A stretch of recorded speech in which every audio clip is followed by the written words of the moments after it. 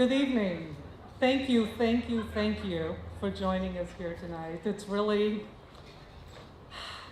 always a great honor to be with a group of people that allow the light to exist, that make it a reality, a possibility. So I'm thrilled to be here to celebrate with you our second year of publication. It's incredible.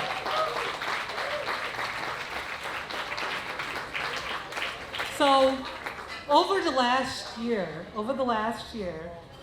we've done some incredible journalism.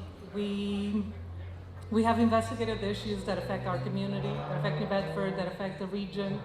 You know, nothing is more rewarding to me than to be at a social gathering where people have no idea that I have any connection to the light, and suddenly I hear somebody say, "Did you see that video about housing in New Bedford?" You know? Did you read that piece about, about drug abuse? Did you read that piece about City Hall? It's hard to explain how rewarding that is for someone who was there at day one when we were just discussing,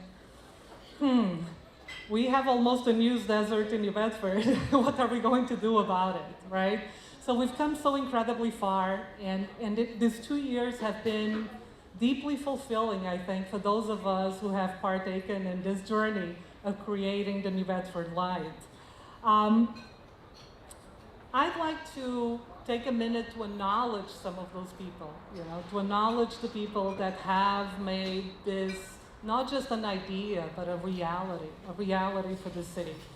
I am going to start with the founders. And if you're a founder, please raise your hand.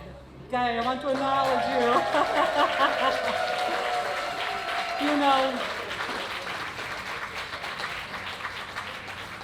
If you were here last year, you probably remember me telling you about how I'm a political scientist and how exciting it is for me to actually see democracy in action through good journalism in our city. And that remains true. But I think that at another level, for those of us who are founders, the New Bedford Light is a love letter to our community, right?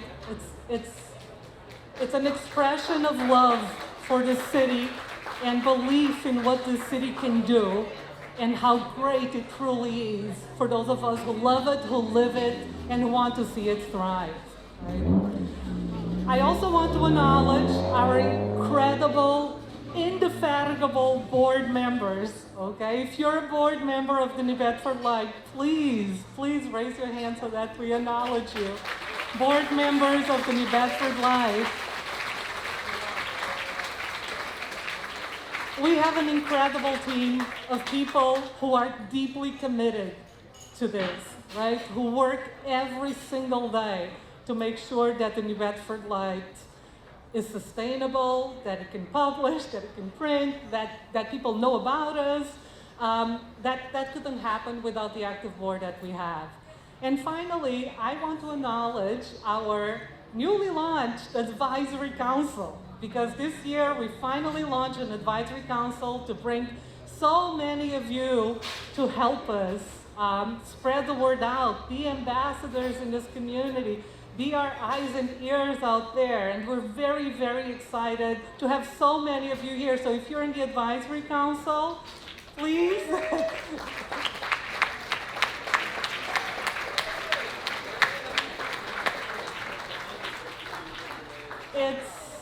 It's been an incredible ride so far.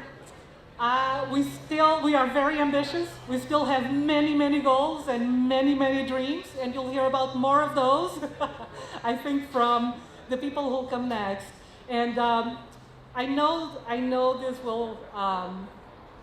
this will be said, but I want to say it again.